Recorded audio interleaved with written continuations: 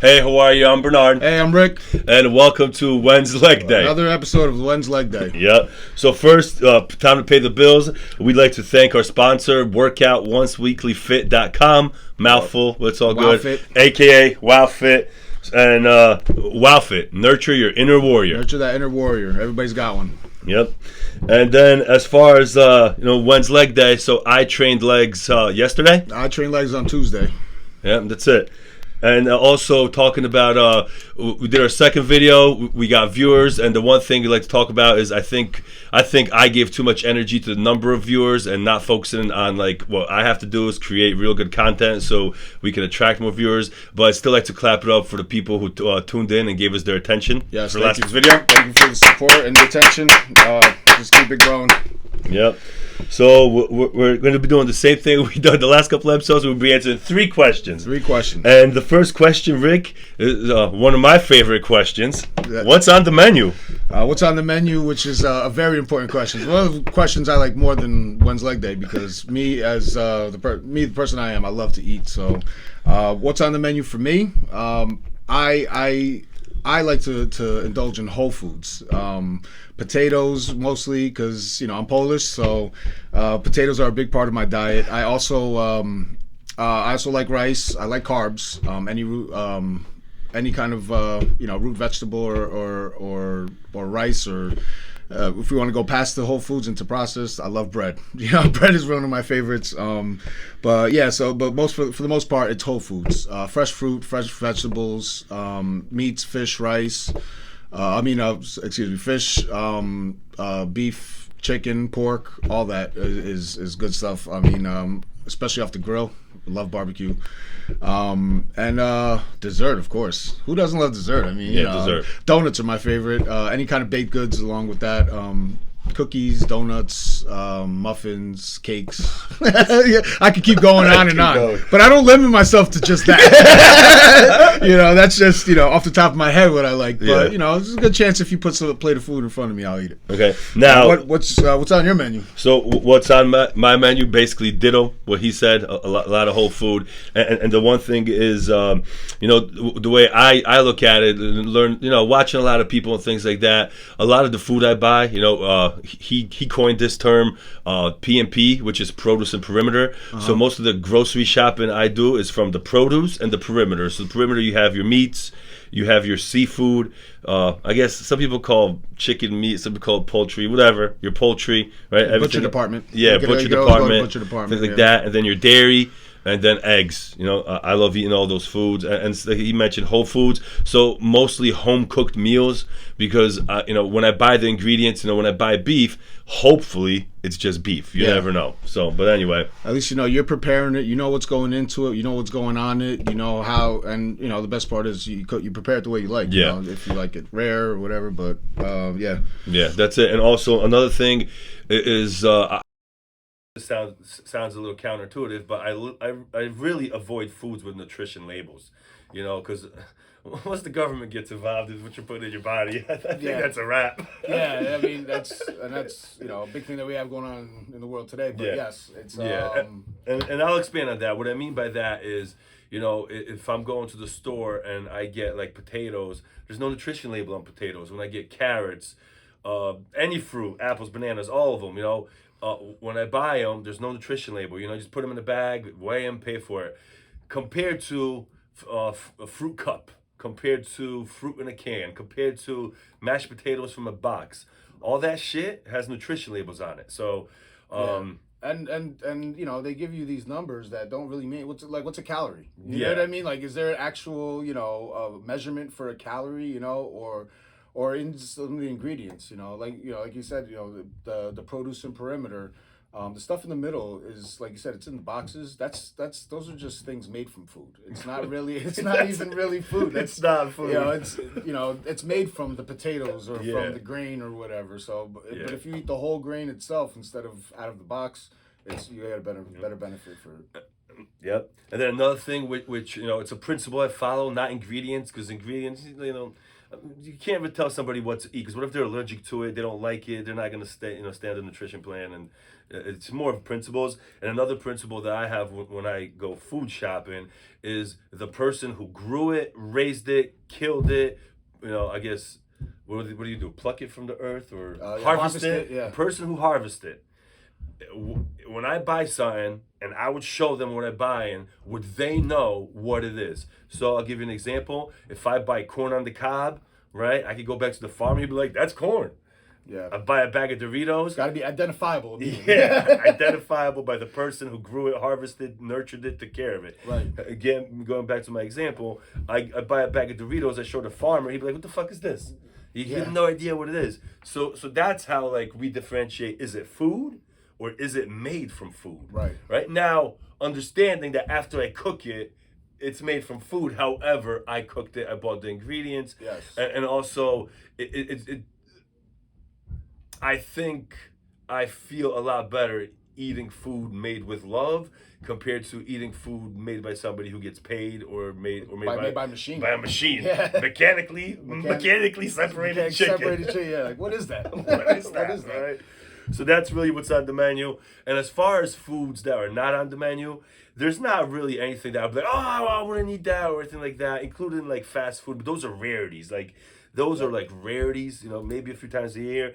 But the biggest thing, especially on the menu when I first started, is I started reading ingredients, and I noticed one ingredient was almost a lot of processed foods. Excuse me, and that's high fructose corn syrup. That's a no-no food. I attempt to avoid it. I know I still eat it. However, I don't eat it as much. So just be mindful. I'm the same way. I'm a little more mindful if it has 5 fructose corn syrup. It's really not good for you. Just all natural, pure sugar. That's there's nothing wrong with that.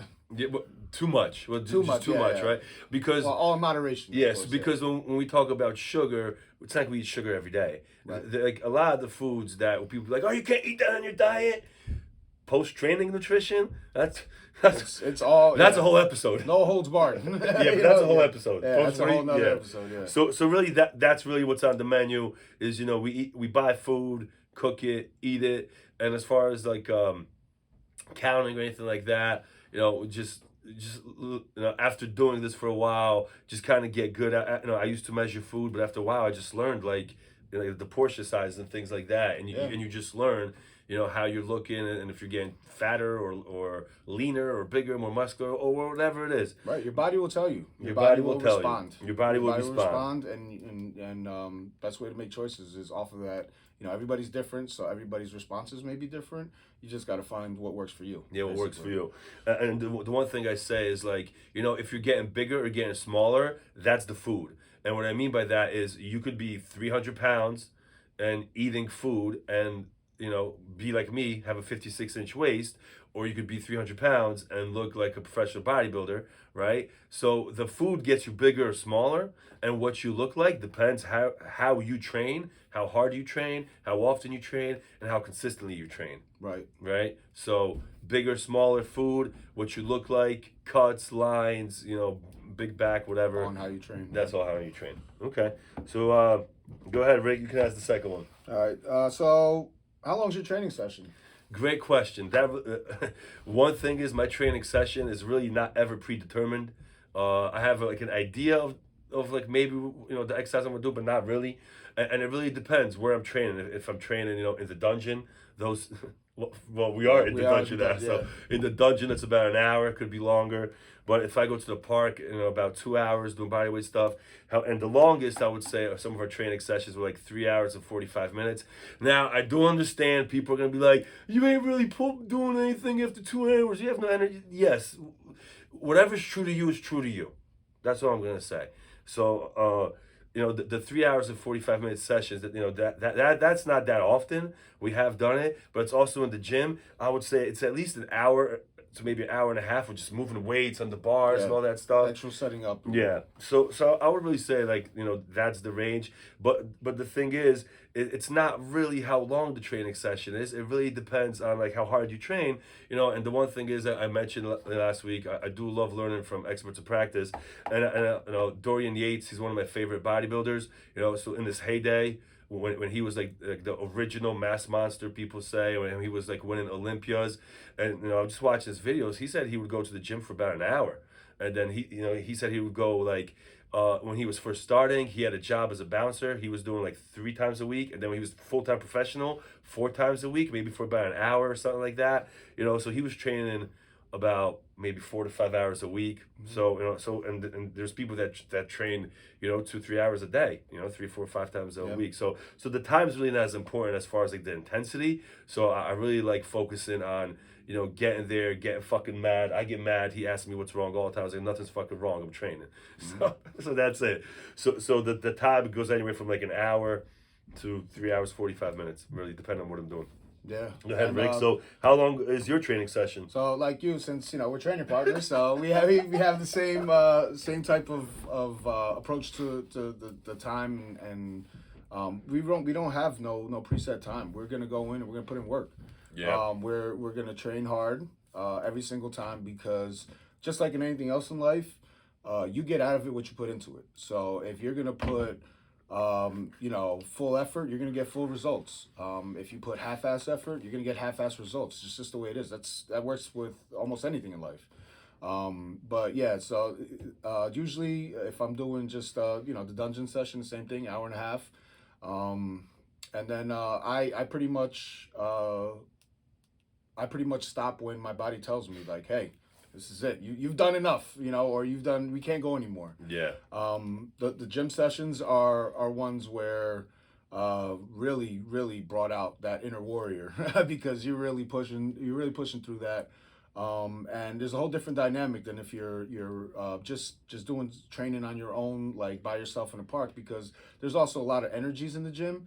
So to take your focus away from all that and just focus on training requires that real warrior inside you to put all that stuff aside, because you're not going to the gym to socialize. You're there to put in work. Yeah. But yes, so more isn't always better. Sometimes you need to focus on what you're doing and putting your all into that 1 hour that you're putting in, and that'll be enough. You know. But again, everybody has their own philosophies and their own ideas, and so I think that's about it. Yeah, and everything we talk about is really just anecdotal. It's not empirical. We're not running studies, crunching numbers, having none of that bullshit. We train. It works for us. The results we get are the results we get. My main goal is really just to decrease body fat, adipose tissue, and like I said, it's been going all right. And the one thing, as far as like your training session, we could talk about that, but the reason there is no time frame, because I could go to the gym and I could just be having a fucking shitty day, and I'm like, you know what? I think if I stay here any longer, like, I'm just not gonna do it. I didn't listen to my body once, and I pulled my fucking hamstring, and that fucking sucks. Yeah.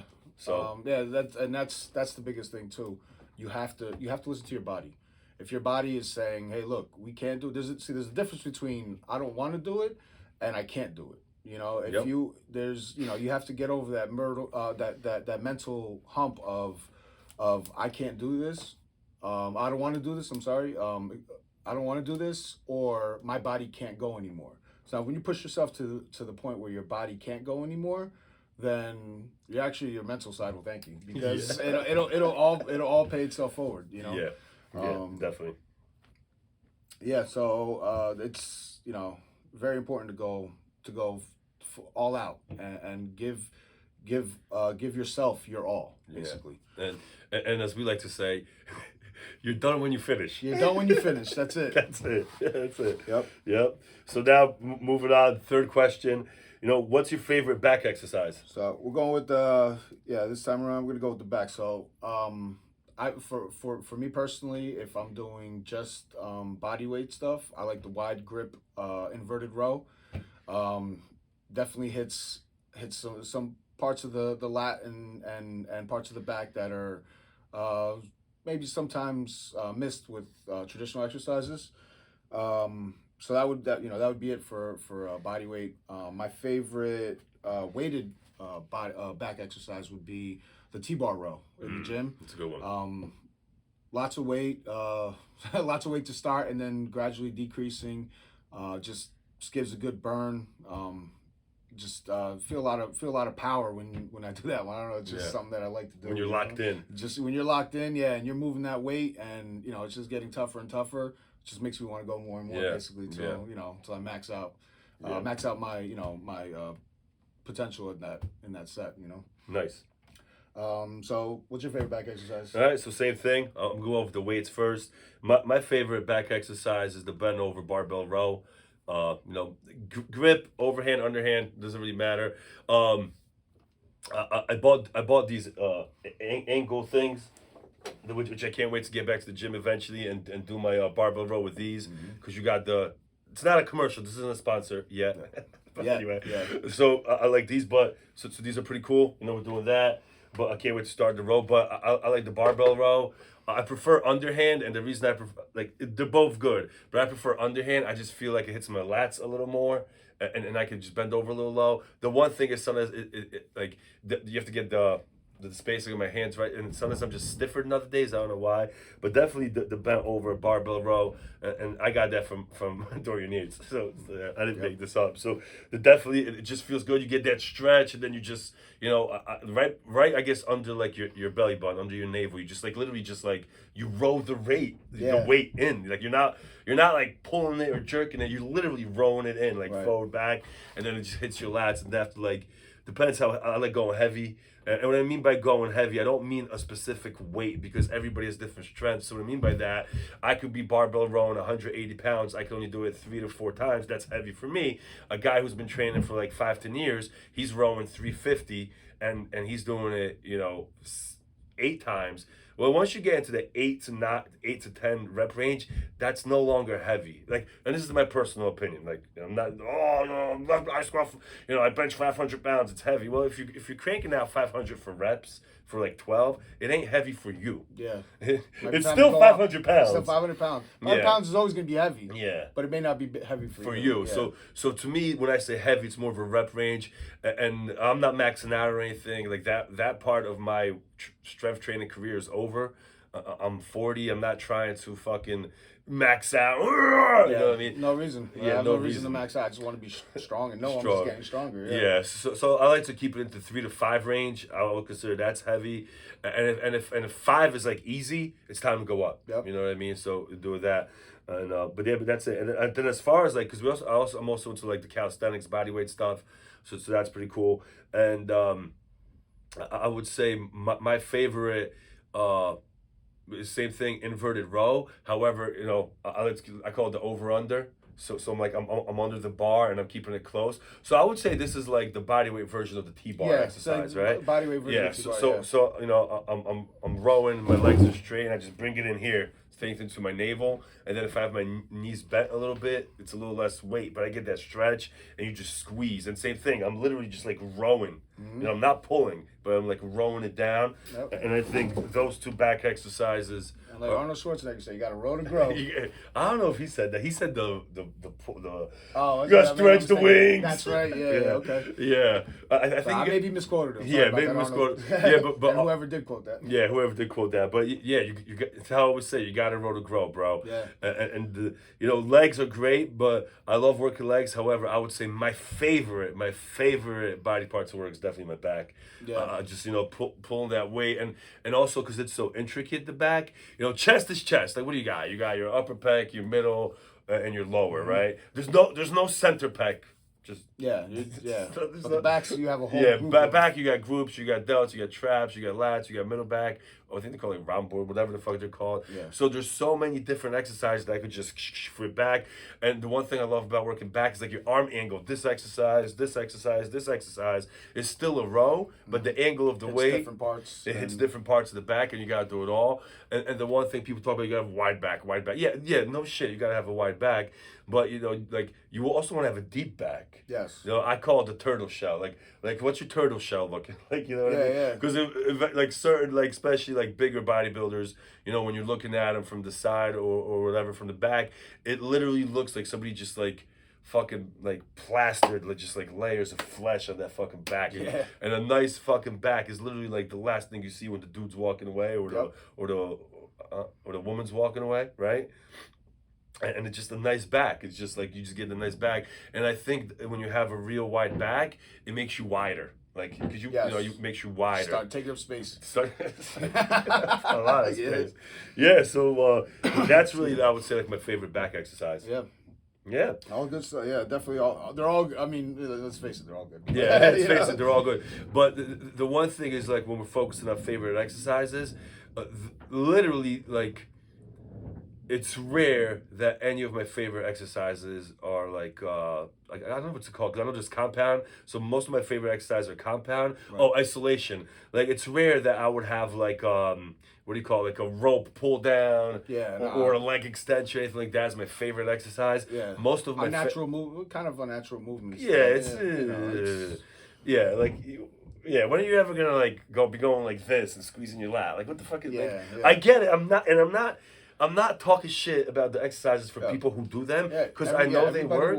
I'm talking about my personal preference, and you know, if you want to challenge me or anything like that, I'm game. We got comments, ask questions, whatever. Absolutely. But but that's really it for today. So we answered those 3 questions, and that's it. So, you know, thanks again to workoutonceweeklyfit.com, aka WowFit. Nurture your inner warrior. Thanks for the sponsorship. Yeah, thanks for the sponsorship. Yeah. And then that's it. So, you know, thank you, everybody. Thanks for tuning in this week. And to all you warriors out there, check in on your tribe.